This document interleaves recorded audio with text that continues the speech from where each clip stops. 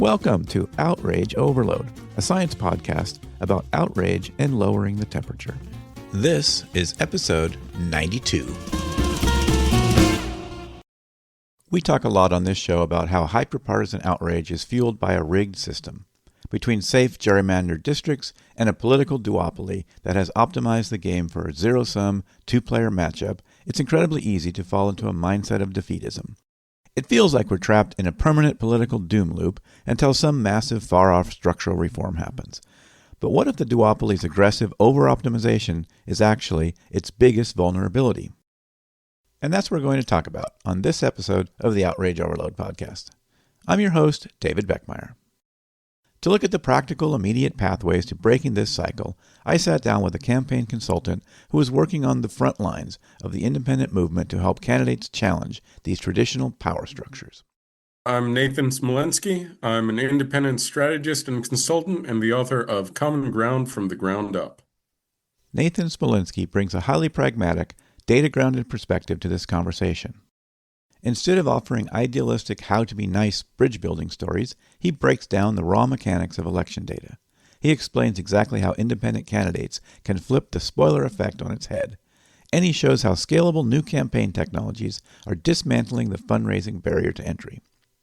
If you are part of the exhausted majority looking for a realistic, strategic reason to have some hope for our electoral systems, this is an episode you don't want to miss. Let's get into it.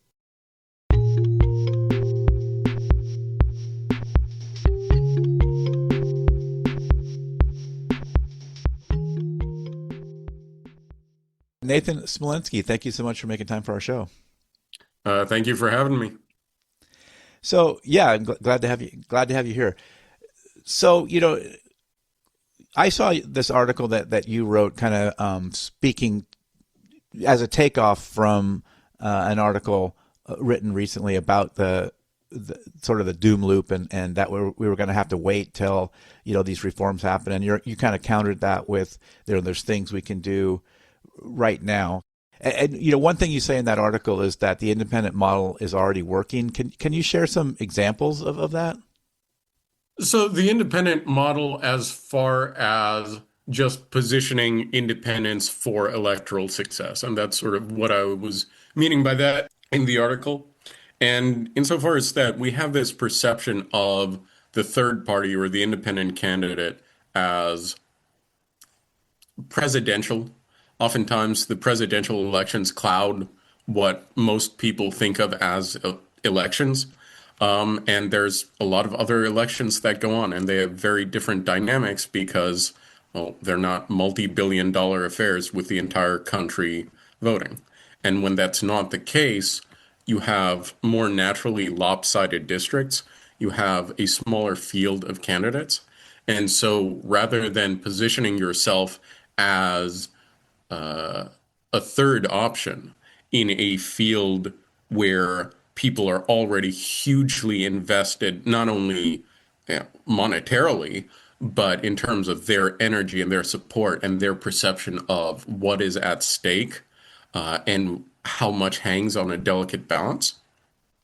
When you have these local elections, state level elections, even federal elections, in a lot of cases, you can bring in an independent, and especially a coalition-minded independent, and really position them as a second option quite often, where there is no viable alternative to many of these incumbents and many of these parties in power.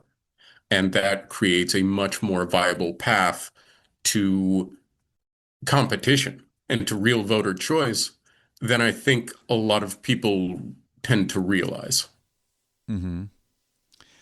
Well, yeah, so I guess that takes to something else that we talk about a lot, which is how gerrymandering has created all these safe districts, and that can create some sort of defeatism, and you're sort of stuck with these candidates, and plus they get more extreme because it's all about winning the primaries. And so we know that that's a driver for some of the hyper-partisan outrage that we see. So how do we really realize more the goal of more viable independent candidates? How we realize that, I mean, it starts with kind of realizing that, there is a pathway. And there are a lot of these pathways and a lot of the ways we think about politics and political competition and just the options that are out there. There's almost a kind of religious way of seeing shift on the larger scale in the bigger picture of politics, insofar as when you have more and more division sprout up, it's just, well, this is human nature. This is us turning against each other. This is only getting worse. And there's nothing we can do about it. It's very natural to fall into a defeatist mindset. And even when it comes to something like gerrymandering, gerrymandering is, well, okay, these parties are making the game completely rigged. Now it's impossible to compete. Well, it's impossible for the other party to compete. They're staking it on this sort of two-party binary, on this duopoly, and they're investing in, well, all right, if we can keep this kind of zero-sum two-player game going, we can optimize our strategy for the two-player game. But once you stop being defeatist, once you sort of zoom out and take more of a pragmatic mindset, more of a business mindset even, you realize, okay, they're optimizing for this situation. They're leaning more and more into, well, okay, if it's Democrat versus Republican, how do we have to act? How do we have to position ourselves? How do we have to strategize? And the more that they lean into that, the less equipped they are to deal with independent challenges, the less equipped they are to deal with those who are going to come in and defy that binary. And that is kind of the glaring weakness that they try to hide because, again, their strategy is and everything they do is so optimized for the way that this game is played now. Do you think that that suggests that maybe some of this uh, recent, really partisan gerrymandering, aggressive tactics could backfire? It can, if you can model it. Yeah, absolutely. And more so, and this is something that I bring up when I talk to candidates who discuss gerrymandering. It is something that I try to remind them of, that when you're running as an independent, it is not just that you pretend to have the solution. Like well, we have this independent redistricting and all this, and that stuff is fine. On principle, as far as good policy goes, sure, that's great. But also, you are the solution. And what I mean by that is, if you can model, all right, we're going to outflank, we're going to coalition build. If it is 60-40 in a Republican Democrat contest, then the Democrat is typically not going to field or not going to field a viable candidate. And you can have an independent come in and be a much more viable option. And not only be a more viable option than a Democrat would be, but once you look at the numbers of independents, once you look at sentiment and just the brand of these major parties, the numbers are very much on the independent side as far as that natural breakdown.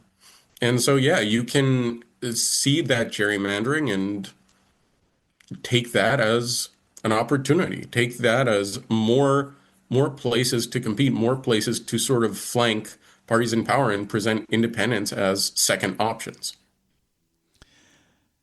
Yeah, what we always talk about, this idea of this fear of sort of the wasted vote, and that may Hmm. be a limiter for some of these candidates that people don't know. So, what are some, how do you help people move past that anxiety?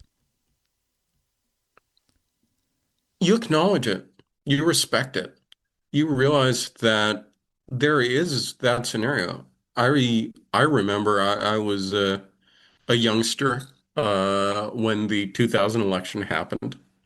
And it was the most delicate balance and the tightest finish that anyone could have anticipated.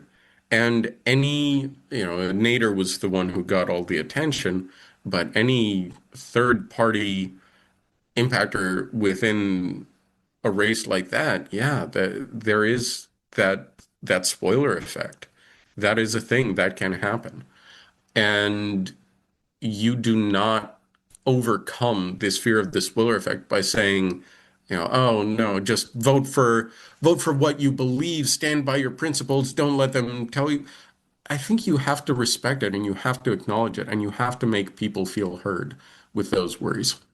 And at the same time, I think within the independent movement, we have to be pragmatic and we have to kind of own, those potential scenarios where, look, if if the independent is skewing the result of the race in favor of the Democrat or the Republican, then that is something we need to be aware of. That is something we need to be acknowledging.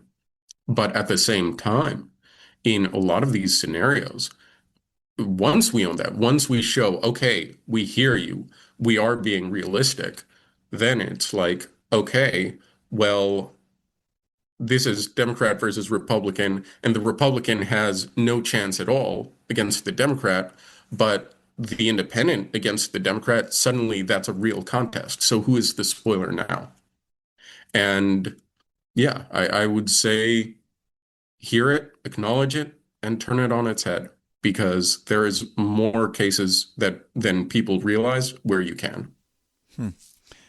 Well, and I think, yeah, I mean, that's one of the things. It's almost like there's a psychology going on. I don't want to be the first one to do it or something, right? I'm going to wait for it. People get intimidated by it, and this is defeatism in a nutshell. Is like, well, how can you compete? How can you possibly challenge these parties in power? And yeah, they kind of they rely on that to a degree. Hmm. Yeah, so you cited tools like Good Party, I believe, as sort of a Mm. game changer for independence. We often hear tech being sort of blamed for increasing polarization. Can you tell us a little bit, maybe some good news about how some of these platforms might be actually able to help improve, create a more constructive political environment? They're tools, they're powerful technological tools throughout history. The general trend is they can be used for good, they can be used for evil, they can be used for a lot of things in between. My point that I was making within the article is, all right, we have this sort of idée fixe of money in politics, money being so powerful in politics. What does money in politics actually do? What is it actually spent on? It's spent on managing voter data, collecting voter data, doing mass outreach, and advertising, and fundraising, field operations, a bunch of these things. And a lot of these things can be made more cost effective through technology. And this is the critical point. When you have a company like Good Party, an organization like Good Party that is providing a lot of voter data management, campaign management resources at a fairly low cost that are incredibly scalable, that changes the complexity, that changes the barrier to entry for political competition. And it says, okay, well, not only can I technically run, even though I don't have the fundraising machine or the support of special interests as my opponent does, but I can make up for a lot more of that difference than a candidate 10 years ago might have been able to because of all these new tools, because of all these new technologies and what they provide in terms of cost-effective mass outreach, voter data processing, field management, campaign management, and all these other things. And that is, I think, a huge part of the viability message that is so critical to the success of any independent movement and any independent candidate. Well, and I have to believe that just this fundraising question is a pretty big barrier to, at least Mhm. a psychological barrier. Uh, you know, in our area where I am, fairly low level seats like school board and things like that, people spend millions to get those seats. It's kind of been crazy, and but I have to believe in a lot of parts of the country, kind of an average Joe-ish type person could run some of these campaigns in certain areas where you probably don't have that kind of funding going on, or is that really not pretty much true everywhere these days that there's that much money for these I, seats? I think multi-million dollar school board elections are Not generally the case, I would imagine. But yeah, I mean, it's tricky for a lot of independent candidates to message around because I've run into this problem. I've seen a lot of individuals run into this problem of, well, okay, I need to make the case that I can run without all this special interest support, without this major party war chest. And then you kind of get into this idealized, well, it's just a grassroots effort and the will of the people winning out, and suddenly you're not able to fundraise because people are just like, well, you don't care about the money anyway. But the reality is, look, you can overcome some of those gaps, a great deal of those gaps with technology, with just efficient spending and utilization of all these new tools, and with the sort of numerical advantages in terms of voter sentiment, voter alignment, voter enrollment, even that independents have. Uh, but you still need to get to, maybe if it's not $2 million, well, you need to get to $500,000. And then you can message more directly around that. And you can make the case, hey, your money is going to something that's really viable. Your money can make an impact. And we can still compete, even though it may not be as much money as the opponent raises because of all these factors.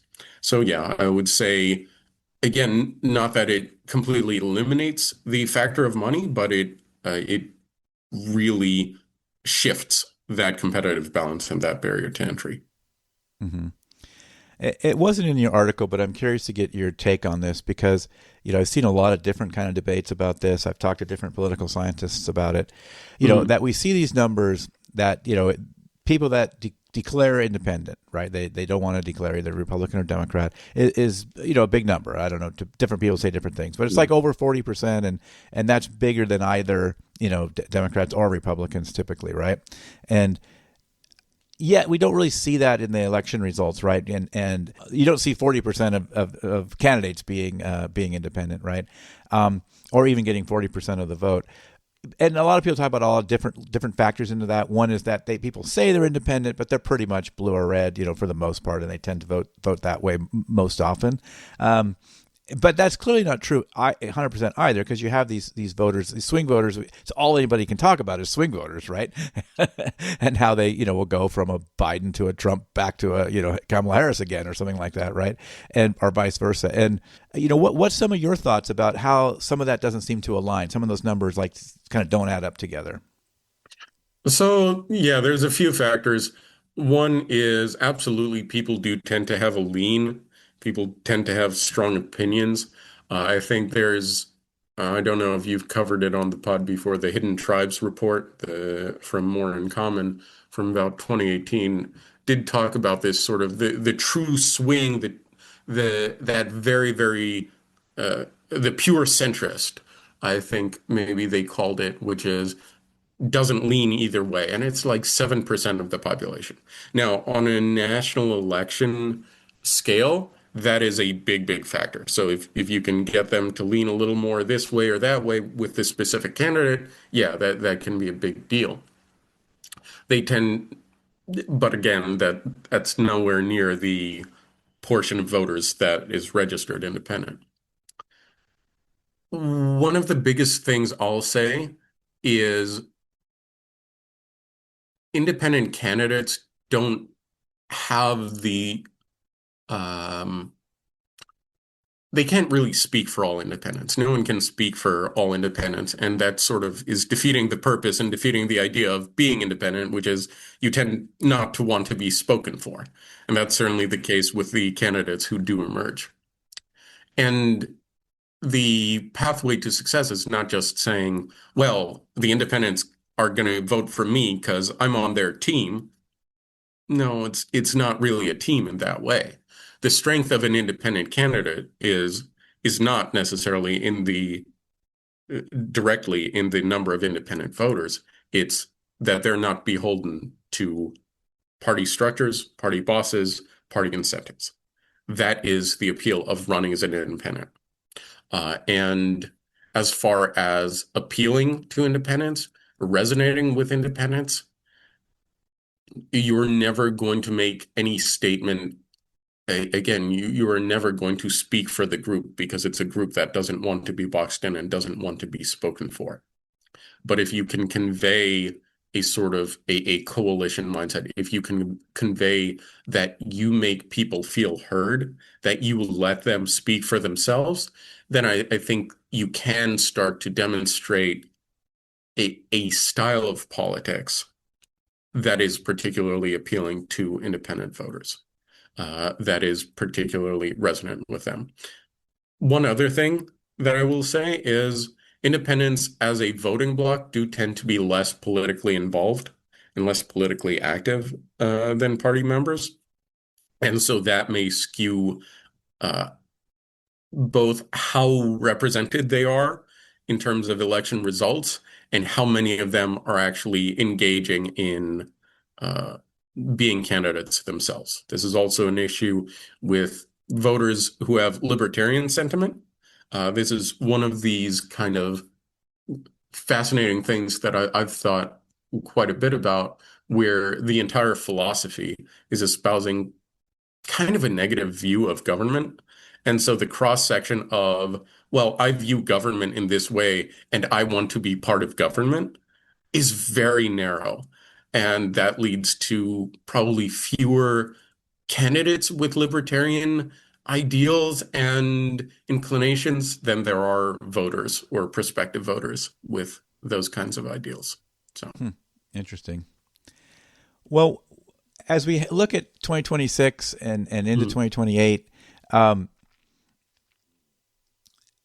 these races that we see, and certainly the last, there's for a while now, these margins in the House and Senate have been pretty small. The individual election margins often are small, other than, like you say, these very, very gerrymandered districts, very safe districts. But you still see, especially at the Senate level, you see a lot of times close elections there. You certainly see close elections for president.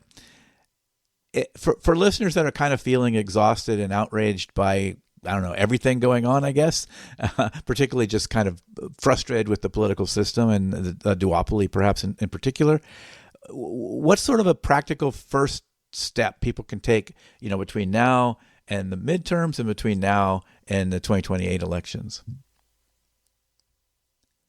there's a lot of time between now and the midterms. A lot can change pretty quickly. As far as just seeing new options out there, there are a few sites that do agglomerate independent candidates running, independent voices. Forward Party is an organization that largely endorses independent candidates, although not exclusively. Good Party has a lot of endorsements and a lot of candidates they support at the local level. There's a number of sites for the independent voter where you can keep track of that, and you can always look up in your local elections who is running and who is, in particular, trying to break through the duopoly and break through the sort of traditional power structures of our politics. And if we can demonstrate that, if we can get that momentum going and show people, hey, this is a real thing, this is a real pathway to breaking through and changing the incentives and breaking down, closing that doom loop, then I think people will pay attention. And I think you get these breakthroughs when you have more mainstream media exposure, when you have conversations start to happen around, the independent's running there. Oh, that's interesting. Oh, suddenly there are these political contests in these normally safe districts. Suddenly there's real voter choice in places where there wasn't any before. And that is a big deal. That can make a big difference. And as far as what it can do for the incentives that are in play, it is pretty dramatic, and it sort of can show, at the very least, that this divisiveness, this sort of negativity that the parties engage in, before you can demonstrate that that doesn't work, or before you can completely recreate the incentive structure to push away from that, you can at least show people that that is not the only way to political success. And even that is a big, big deal. And even that, I think, can inspire some hope because, again, the hopelessness is what traps us in this cycle, in this loop. Mm-hmm. Awesome. Well, Nathan Smolensky, tell us a little bit more about your book and where can people find you? Well, the book they can find on Amazon, it is Common Ground from the Ground Up. It's how rethinking politics can help us feel heard, heal relationships, and fix our democracy. And the idea of that book was basically, it's actually less a response to division and more a response to the bridging efforts that were existing already.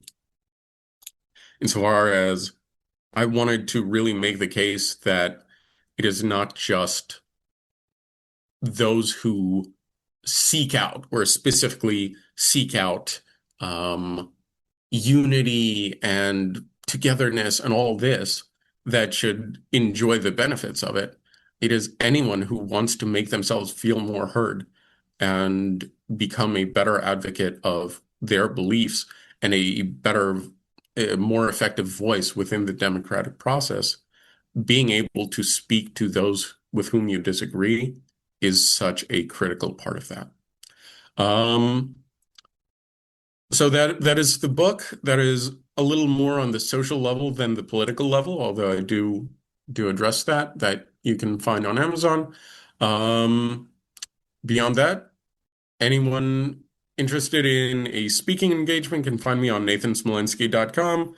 And anyone running for office and looking for help along the way can find me at unifierconsulting.com. That is my group, my consultancy, and that is where I help independent candidates and coalition builders of any political affiliation find their pathway to success.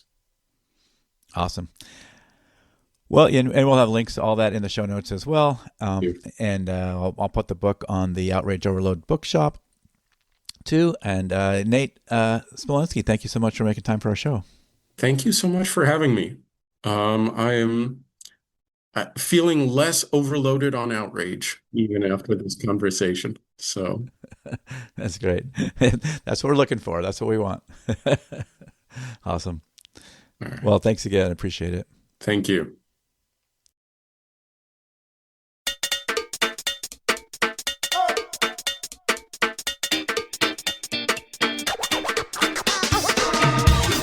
That is it for this episode of the Outrage Overload podcast.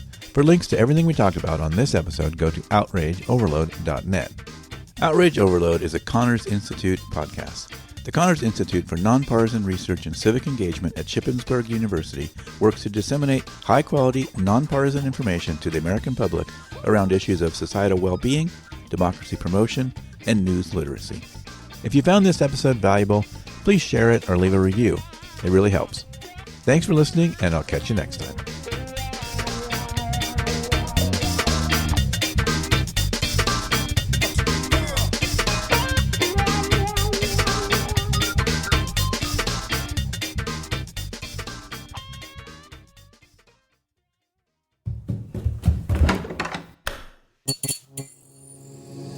This podcast is part of the Democracy Group,